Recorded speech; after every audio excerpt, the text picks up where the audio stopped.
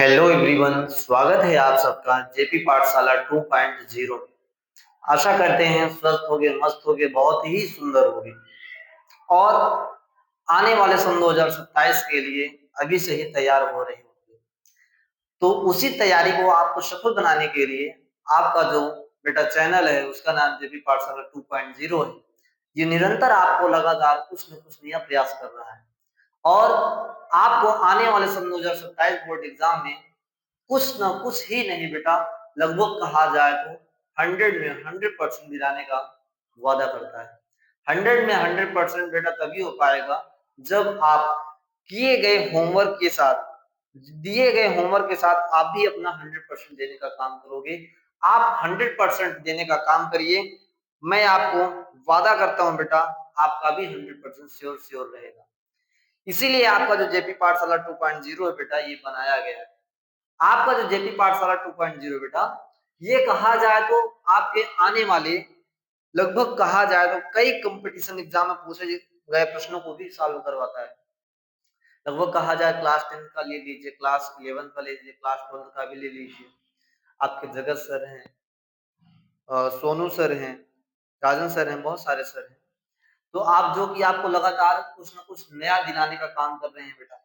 तो उसी प्रकार से आप भी मन लगा के पढ़िए, तन लगा के पढ़िए, ध्यान लगा के पढ़िए और रफ वगैरह लेके बैठा करो बेटा। कुछ ना कुछ आपको डेली नया नया मिलेगा। तो पिछली कक्षा में आपने सीख ही लिया था, बीजांड की संरचना के बारे में देख भी लिया था, बीजांड की संरचना किस प्रकार से होती है। उसके निम्नांकित चित्र वगैरह बेटा 2 नंबर का पूछता है, बीजांड की निम्नांकित संरचना बनाइए। आपने बना भी लिया था, हमने आपको दिखाया भी था। उसके जितने भी पार्ट थे वो भी हमने आपको दिखाए थे। और जाते जाते हमने एक बात कही थी आपको। वो बात क्या थी बेटा? वो बात ये थी कि आपको आज एक नया टॉपिक पढ़ने वाला है। तो आप जो नया टॉपिक पढ़ने वाले हो उसका नाम आपको हमने लास्ट जो पार्ट था उसमें हमने आपको बताया था। पार्ट का नाम क्या था बेटा? पार्ट जो था पार्ट 4। उस पार्ट में हमने लास्ट में आपको बता दिया था कि पार्ट 5 में आप लोग क्या पढ़ने वाले हो। बेटा 5 पार्ट में आप लोग कहा जाए तो गुरु बीजांड जनन एक ऐसी प्रक्रिया को पढ़ने जा रहे हो जो लगभग कहा जाए तो सन 2027 बोर्ड एग्जाम के लिए बहुत ही ज्यादा मोस्ट इम्पोर्टेंट रखता है, जो कि आने वाले एग्जाम में आपको 2 से 3 नंबर कवर करने का काम करेगा बेटा। तो उम्मीद यही रहेगी कि आप लोग रफ पेन अपना ध्यान केंद्र करके बैठोगे और जो भी आपको बताया जाएगा उस पे अमल करोगे और साथ ही साथ बेटा कमेंट भी करोगे अगर कुछ नया आपको सीखने को मिल रहा है या फिर अगर आपको कुछ छूट जा रहा है तो आप प्लीज कमेंट करिए और पूछिए कि सर ऐसे क्या ये भी होगा, क्या ऐसे ये नहीं होगा, सर इसके बाद क्या होगा। बेटा आप पूछते रहिए, क्योंकि जो टीचर होता है बेटा वो अपना 100% देने का काम करता है, बट जो डाउट होते हैं बेटा वो आप लोग के द्वारा ही क्लियर होता है। तो जब तक आप लोग डाउट कहा जाए तो क्लियर करने के लिए नहीं पूछोगे बेटा, तब तक कहा जाए तो आप किसी भी मंजिल के काबिल नहीं हो सकते हो। क्योंकि जो आपको 100% आ रहा है वो आपको कहा जाए तो अच्छी बात है, उसके लिए आप वेल प्रिपेयर्ड हो। लेकिन जो आपको थोड़ा सा डाउट दे रहा है बेटा, वो आपको कहा जाए तो वो आपका जो 100% तैयार है उसमें भी आपको क्या कर देता है, डाउट रख देता है। तो इसीलिए जो आपका 1% डाउट बच रहा है उसको पूछने का प्रयास किया करो और वो पूछताछ तभी होगी जब आप पढ़ोगे। और पढ़ोगे कब? जब अच्छे से क्या किया जाएगा बेटा, पढ़ाया जाएगा। तो मन लगा के पढ़ना है। आज आप एक ऐसे टॉपिक के बारे में पढ़ने जा रहे हो जो कि सन 2027 के लिए बहुत ही ज्यादा मोस्ट इम्पोर्टेंट है। तो उस टॉपिक का नाम भी हमने आपको अभी बता दिया, उसका नाम क्या है बेटा? गुरु बीजाणु जनन। एक ऐसी प्रक्रिया के बारे में पढ़ने जा रहे हो जो कहा जाए तो किसी दूसरे बीज के निर्माण में क्या होगी, सहायक होगी, किसी दूसरे जीव के निर्माण में सहायक होगी, किसी दूसरे फल पुष्प के निर्माण में सहायक होगी। बिना उस चीज के आप किसी भी फल, किसी भी बीज, किसी भी कहा जाए तो पौधे का निर्माण नहीं कर सकते हो। इसीलिए ये जो आपका प्रक्रिया है, ये जो आपका टॉपिक है गुरु बीजाणु जनन, ये आपका क्या है बेटा, बहुत ही ज्यादा मोस्ट इम्पोर्टेंट है। तो स्टार्ट करते हैं। आपका टॉपिक ही है क्या है बेटा, गुरु बीजाणु जनन। गुरु बीजाणु जनन होता क्या है? पहली बात तो सरल शब्दों में कुछ न कुछ लिख लिया जाए, बिल्कुल लिख लिया जाए बेटा। तो जो गुरु बीजाणु जनन होता है, सबसे पहले हमको लोग कुछ लिखते हैं। क्या लिखते हैं सर? लिखते ये हैं कि जो गुरु बीजाणु मात्र कोशिका, हमने आपको गुरु बीजाणु मात्र कोशिका को दिखाया कैसी होती है, दो गुणित होती है। तो आपको लिखना पड़ेगा। सर इसका बैकग्राउंड चेंज कर लें क्या? बिल्कुल चेंज कर लेते हैं, बिल्कुल चेंज कर लो, इसका बिल्कुल चेंज कर लो, बिल्कुल बिल्कुल बहुत सही, ये अच्छा लग रहा है। जो लिखा गया उसे मिटा दीजिए सर। अब आप अच्छे से लिखिए, बिल्कुल लाइन वाइज लिखते हैं। आपका टॉपिक भी है, क्या है सर? टॉपिक का नाम क्या है? टॉपिक का नाम बेटा गुरु बीजाणु, गुरु बीजाणु जनन। एक ऐसी प्रक्रिया बेटा जो कहा जाए सन 2027 के लिए वेरी मोस्ट इंपॉर्टेंट है। तो लिखना क्या है इसमें? आपको लिखना पड़ेगा, सबसे पहले आप कुछ लिख लो बेटा। लिखना ये है, आपको एक कोशिका के बारे में बताया गया था, उस कोशिका का नाम क्या था? गुरु बीजाणु मात्र कोशिका। तो आपको सबसे पहले इसी को लिखना है बेटा, गुरु बीजाणु, गुरु बीजाणु मात्र कोशिका से, गुरु बीजाणु मात्र कोशिका से गुरु बीजाणु, गुरु बीजाणु बनने की प्रक्रिया, क्या करने की प्रक्रिया? बनने की प्रक्रिया क्या कहलाती है बेटा? गुरु बीजाणु जनन कहलाती है। तो विशेष करके बेटा लिखते चलना, साथ में लिखोगे ज्यादा ही मजा आए। कहलाती है, तो गुरु बीजाणु मात्र कोशिका से गुरु बीजाणु बनने की प्रक्रिया क्या कहलाती है? गुरु बीजाणु जनन कहलाती है। अब एक बात यहीं पे बेटा ध्यान रख लेना, ये जो गुरु बीजाणु जनन की जो प्रक्रिया है, यह प्रक्रिया होती क्या है बेटा? तो यह अर्धसूत्री, कहां से बेटा? अर्धसूत्री व समसूत्री, समसूत्री विभाजनों, विभाजनों के फलस्वरूप, विभाजनों के फलस्वरूप क्या होती है बेटा? संपन्न होती है, संपन्न होती है।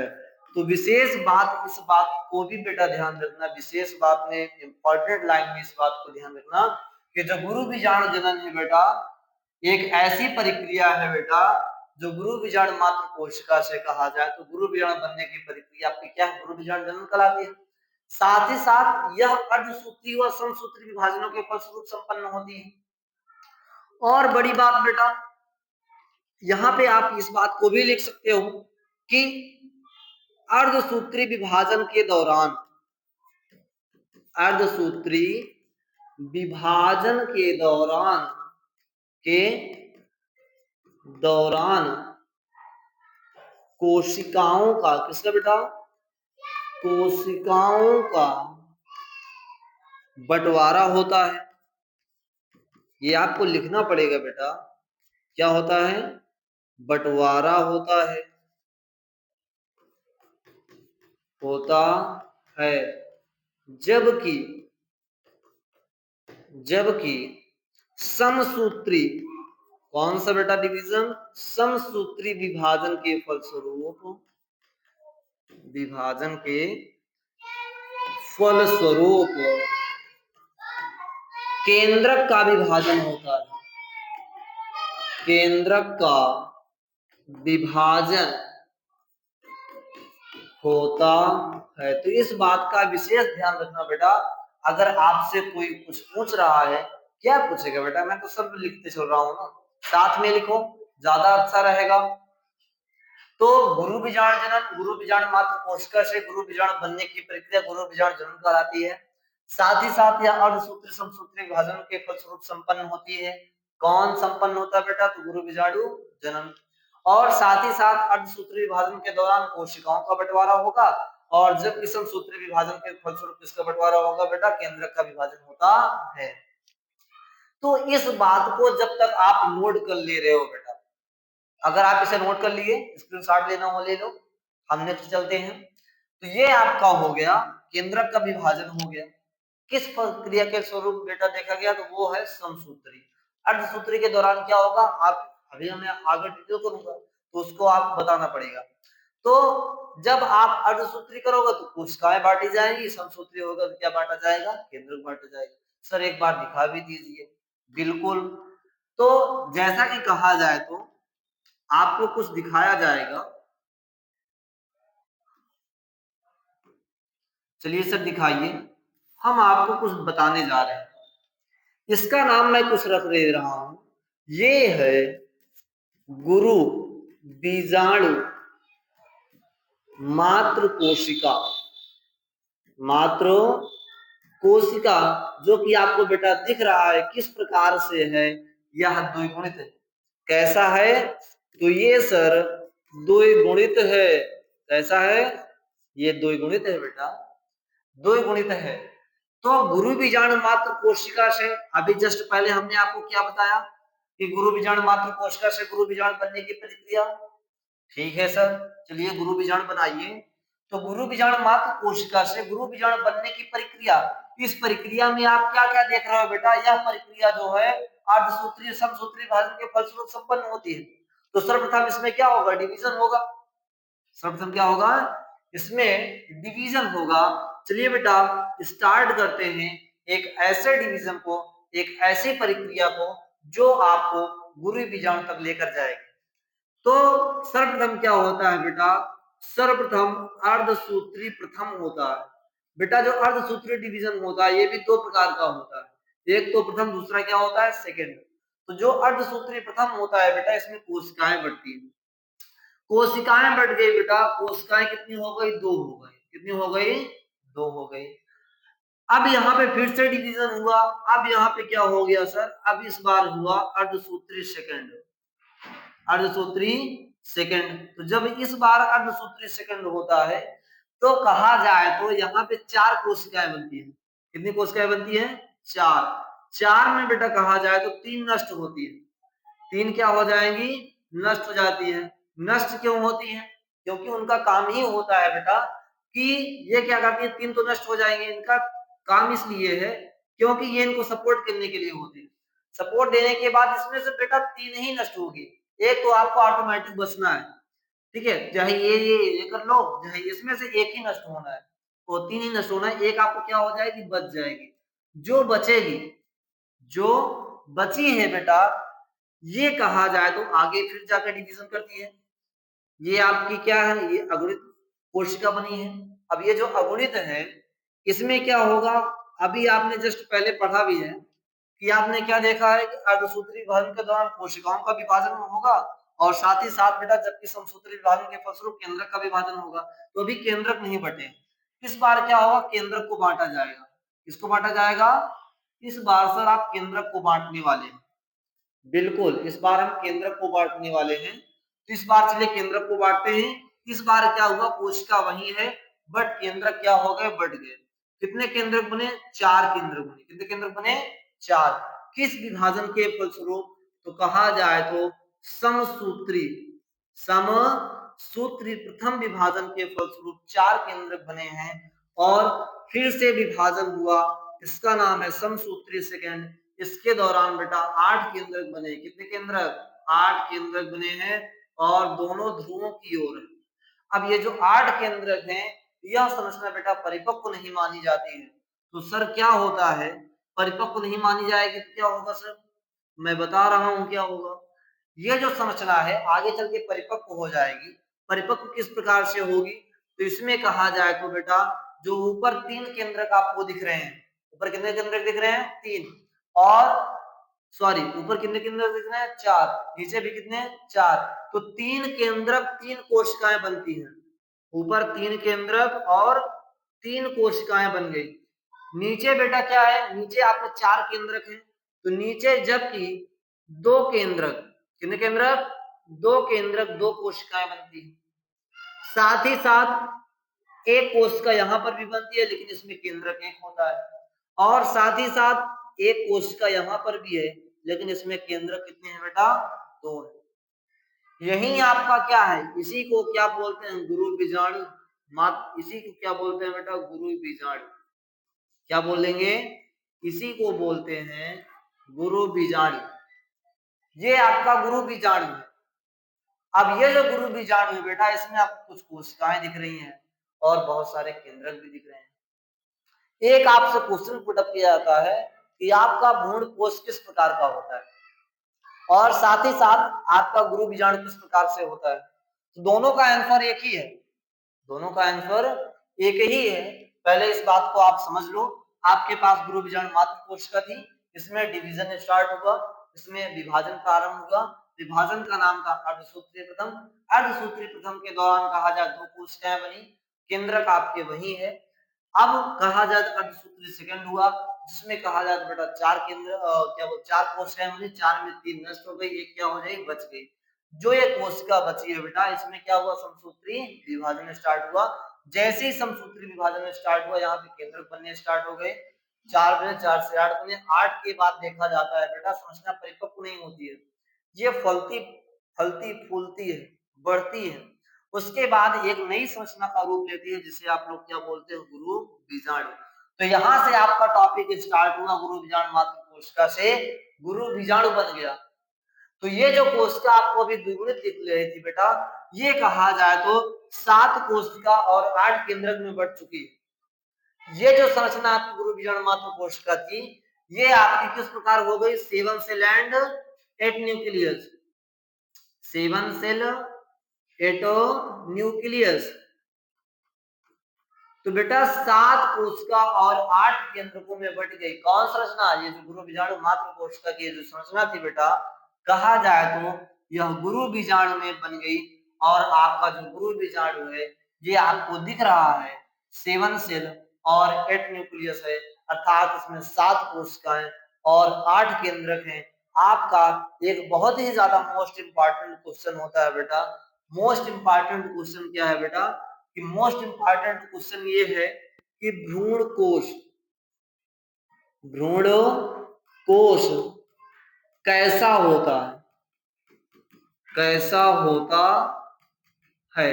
सर ये क्वेश्चन है, हाँ क्वेश्चन है ये कि भ्रूण कोश कैसा होता है। देन इसका आंसर क्या होगा, इसका आंसर होगा बेटा 7 सेल एंड 8 न्यूक्लियस। 8 न्यूक्लियस अर्थात 7 कोशिका, 7 कोशिका और 8 केंद्रक, 8 केंद्रक वाली जो संरचना होती है बेटा, वाली संरचना, वाली जो आपकी संरचना दिख रही है, कहां से दिख रही है, दिख नहीं रही है, दिख रही है यार, ठीक है, पूरा इरेज हो गया मुझसे। वाली संरचना, वाली संरचना क्या होती है, आपके भ्रूणकोश होता है। और ये जो भ्रूणकोश है, यही आंसर आपका किसका होता है बेटा, गुरु बीजाणु का भी होता है, गुरु बीजाणु। अगर आपसे कोई पूछेगा गुरु बीजाणु किस प्रकार से होता है, तो 7 सेल एंड 8 न्यूक्लियस, ठीक है, 8 न्यूक्लियस। आपका गुरु बीजाणु भी 7 सेल 8 न्यूक्लियस होता है, और आपका भ्रूणकोश भी आपका क्या होता है, 7 सेल और 8 न्यूक्लियस होता है। तो आपसे कोई पूछ रहा है भ्रूणकोश क्या है, कैसा होता है, 7 सेल 8 7 कोशिका का होता है और 8 केंद्रक का होता है। और ये जो आपका परिपक्व क्या होता है, गुरु बीजाणु, तो गुरु बीजाणु भी आपको क्या होता है, 7 सेल एंड 8 न्यूक्लियस का होता है। अब हम आपको क्या करते हैं, थोड़ा सा पीछे ले चलते हैं। आप लोग देख रहे हो ये जो गुरु बीजाणु मात्र कोशिका द्विगुणित है, द्विगुणित से कहा जाए तो इसमें 7 कोशिकाएं में, 7 कोशिका किस प्रकार से बनी बेटा, गिन लो, एक कोशिका एक केंद्रक, दो कोशिका दो केंद्रक, तीन कोशिका तीन केंद्रक। और साथ ही साथ एक कोशिका एक है, लेकिन इसमें केंद्रक क्या है बेटा, दो है। तीन कोशिका एक कोशिका एक, 4 कोशिका हो नहीं हो गई। और एक कोशिका बेटा ये जो दो केंद्रक के नीचे जो एक कोशिका है, एक केंद्रक, ये भी एक कोशिका हो गई। और साथ ही साथ दो कोशिका नीचे है, दो कोशिकाएं नीचे है। तो दो कोशिका तीन, चार चार तीन 7, 7 कोशिकाएं होगी, केंद्रक को गिन लेते हैं। एक दो तीन कोशिका तीन केंद्रक के हो गए, एक कोशिका लेकिन दो केंद्रक है, तीन दो 5 केंद्रक हो गए, और एक कोशिका ये 6 केंद्रक हो गया, और नीचे की 2 कोशिकाओं में 2 केंद्रक, कितने केंद्रक हो गए? 8 केंद्रक हो गए। तो ये आपका जो गुरु बीजाणु बनकर के रेडी है बेटा, आपको इसी को विशेष ध्यान में रखना है।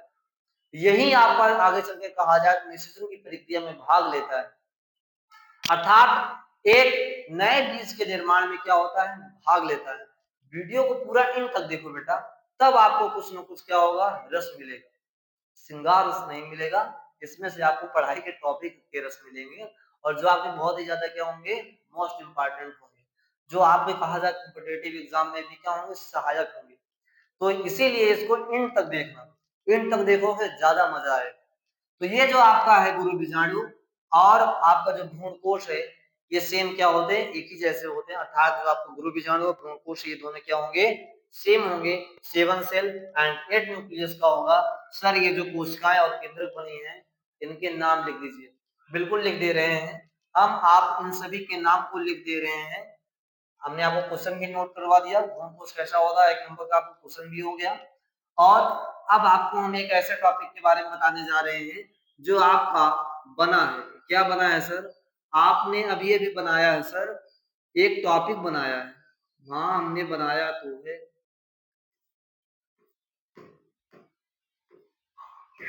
ऊपर आपको 3 कोशिकाएं दिख रही हैं, नीचे 2 कोशिकाएं दिख रही हैं, बीच में आपको 2 कोशिकाएं हैं, परंतु उसमें केंद्र कितने दिखाई दे रहे हैं? 3 दिखाई दे रहे हैं। सर ऊपर जो 3 कोशिका है इसका नाम क्या होगा? ऊपर की जो 3 कोशिकाएं हैं इसे बोलते क्या है? तो इसे कहा जाए तो इसे प्रति क्या बोलते हैं? प्रतिव्यासांत, प्रतिव्यासांत कोशिका बोलते हैं बेटा।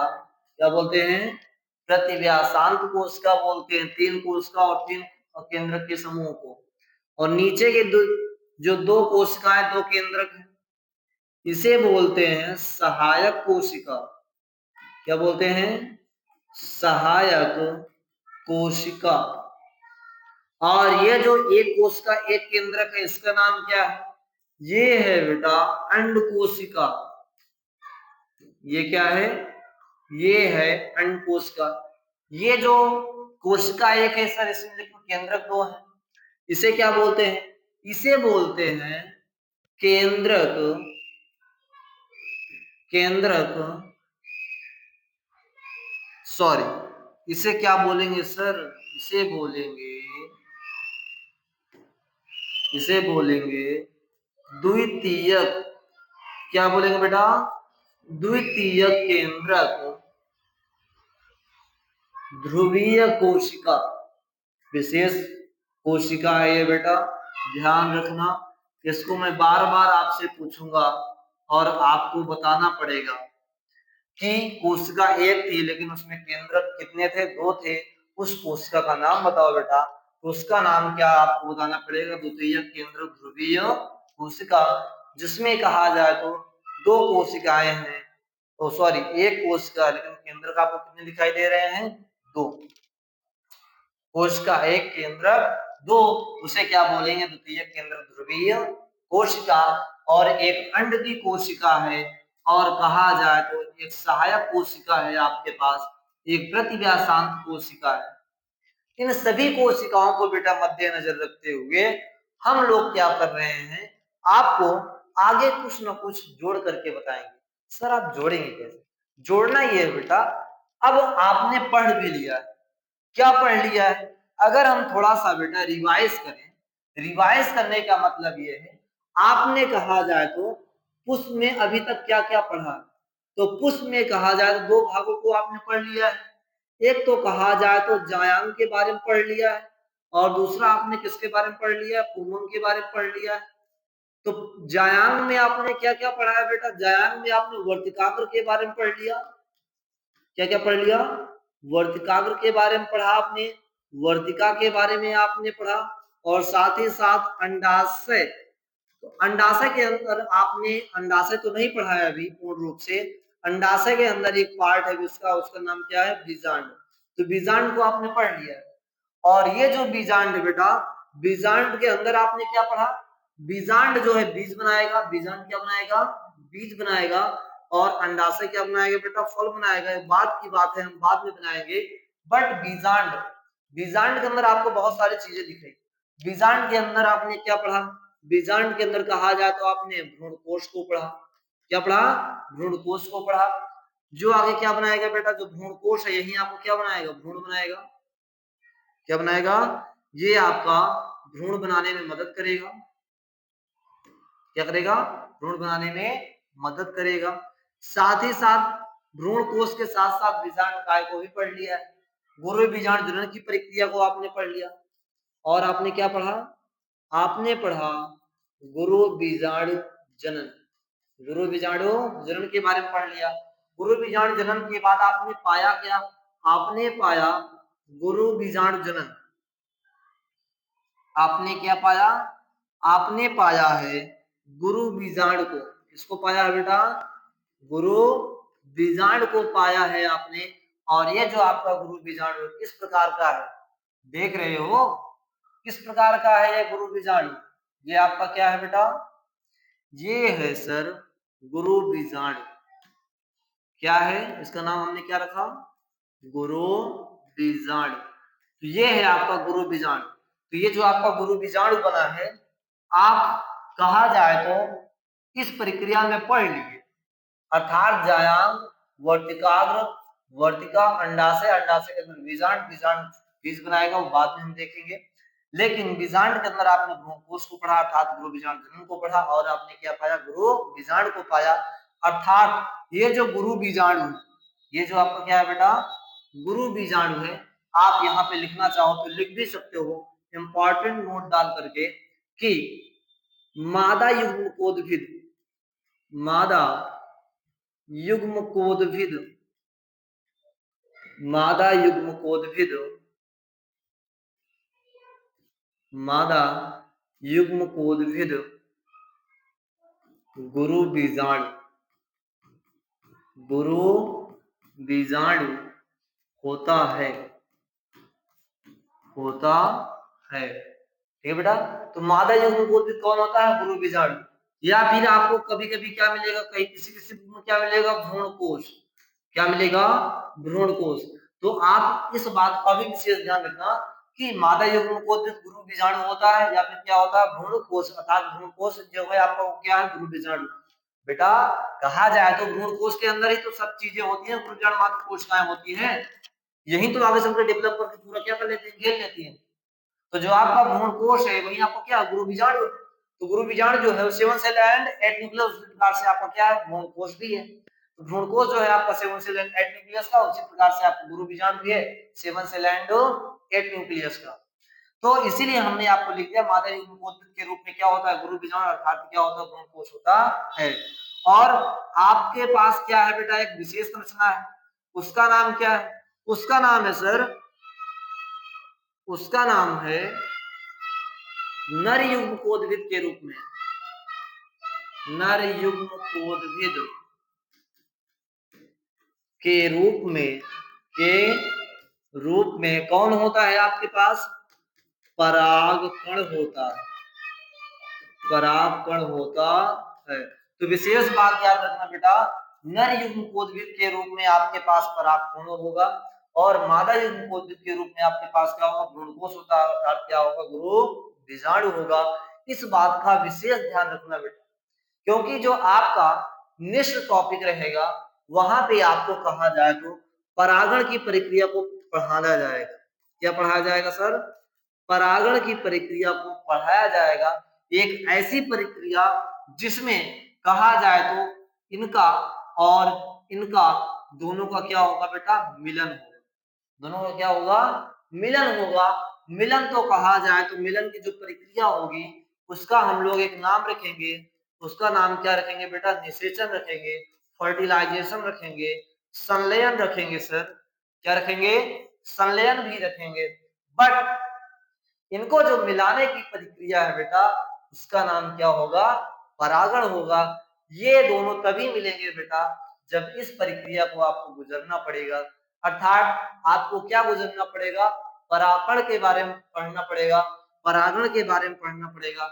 एक ऐसी प्रक्रिया के बारे में पढ़ना पड़ेगा जिसमें नर युग्मकोद्भिद मादा युग्मकोद्भिद से मिलने का क्या करेगा बेटा, प्रयास करेगा। अगर मिल जाएगा तो उसे हम लोग क्या नाम दे देंगे, उसका नाम सर रख देंगे संलयन।